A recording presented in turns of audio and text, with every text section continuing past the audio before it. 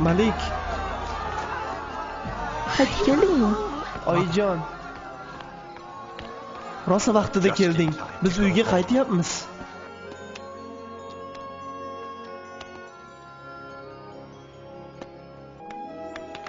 Shunday qilib hayot maromiga tushib ketdi. Juda ham chiroyli. Rahmat Jalila. Malik, Jalila, tezroq men bilan yuring. Rasulullohning ayollari betob ekan. Xadicha-ya? Yo'q-e? bora qol Jalila.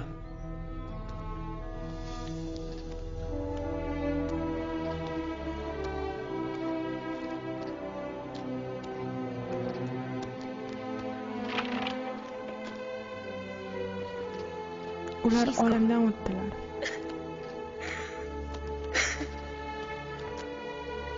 Ular 25 yil birga umr kechirishdi. U zot Rasulullohning farzandlarining onasi edi. Rasulullohning do'sti, birinchi iymon keltirgan inson.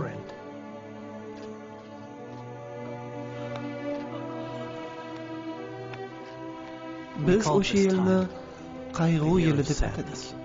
Chunki Abu Talib ham olamdan ko'z yumayotgan edilar.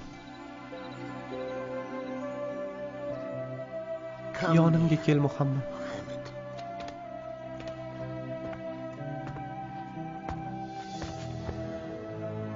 Quraysh ulug'lari o'limimdan oldin mendan bir narsani iltimos qilishdi.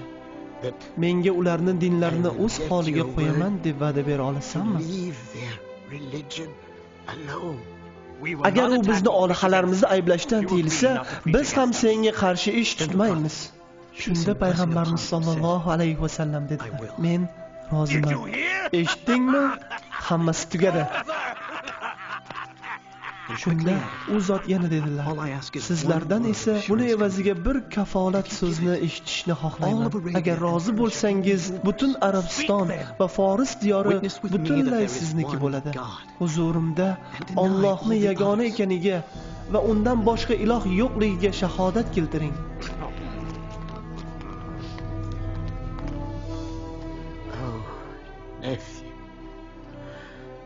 Seni menga olib kelishganda sen hali kichkina bola eding. Men o'shandayoq katta bo'lsang, boshqalardan o'ta farqli inson bo'lishingni bilgan edim. Ana shunday ham bo'ldi.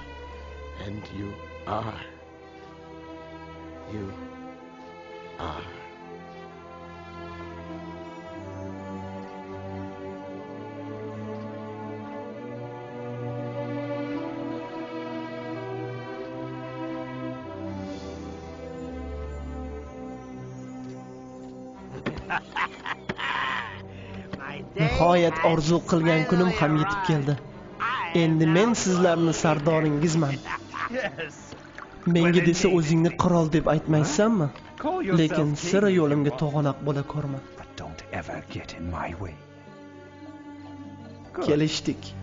Endi esa asosiy muammoni hal qilaylik. Musulmonlarmi? Yo'q. Muhammad.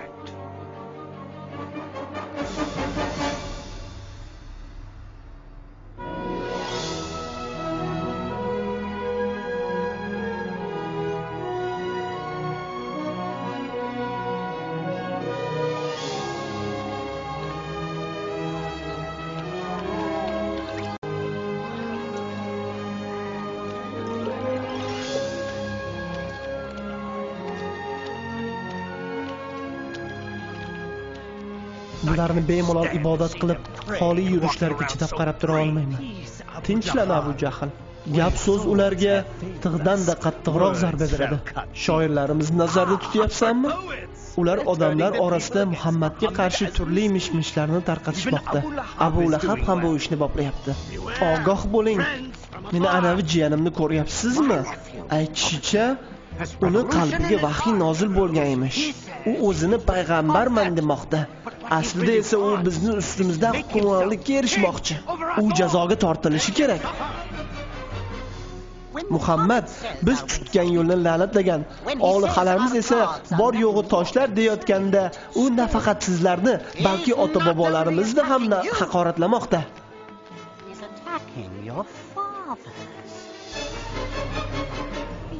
U bizlarni fosiq va ispaslar deb atamoqda. Bizni behurmat qilishga indamay qarab turaveramizmi? Yo'q. Bu ketishda hozir do'pposlab ketishadi. Endi bizni yonimizga oladigan Abu Tolib ham yo'q. Biror yoqqa bosh olib ham keta olmaymiz. Sen bilolmisan?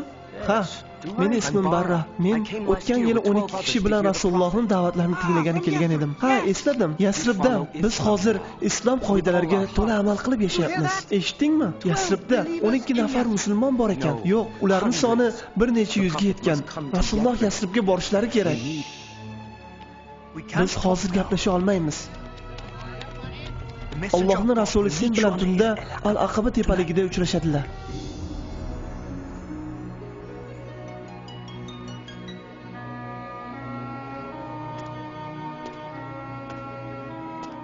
Yo Rasululloh, iltimos Yasribga boring.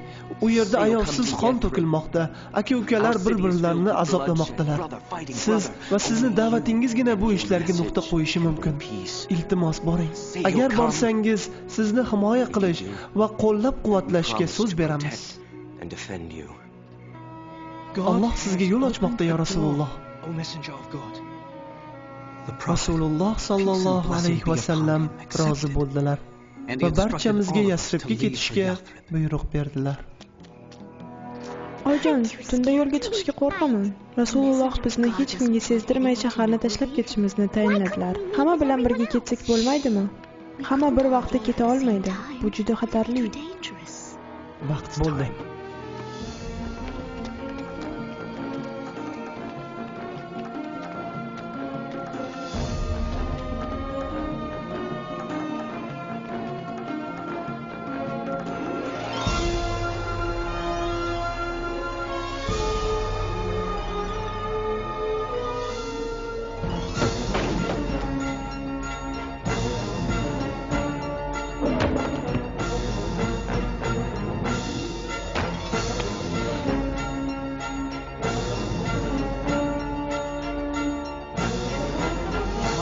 Barcha musulmonlar ketib qolishibdi. Muhammad esa ortda qolganlarni himoya qilish uchun shu yerda qolibdi.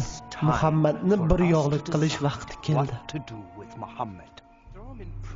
Uni zindonband qilaylik. Yo'q, uni surgun qilish lozim. Ha, uni sahroni qoq o'rtasiga olib borib tashlab kelish kerak. Makkadan chiqib ketaversin. Axir bizga shu kerak-ku. Yo'q, agar u Yasribda hukmronlik o'rnatsa, uni o'ldiringlar. Lekin uni o'ldirgan odam uni qavmi va izdoshlarining dushmaniga aylanadi.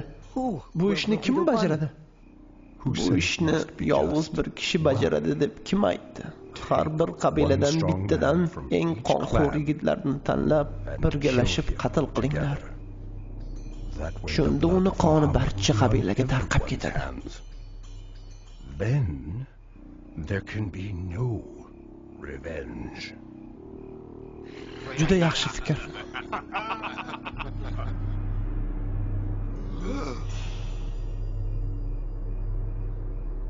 Rasululloh sallallohu alayhi va sallam ularning bu mash'um rejalaridan xabardor edilar.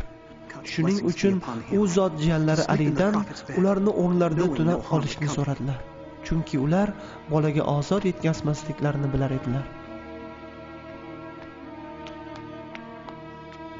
U uyda ekan, qachon bostirib kiramiz? Biz kirmaymiz. U tonggi namoz uchun tashqariga chiqishini kutib turamiz. Shundan keyin esa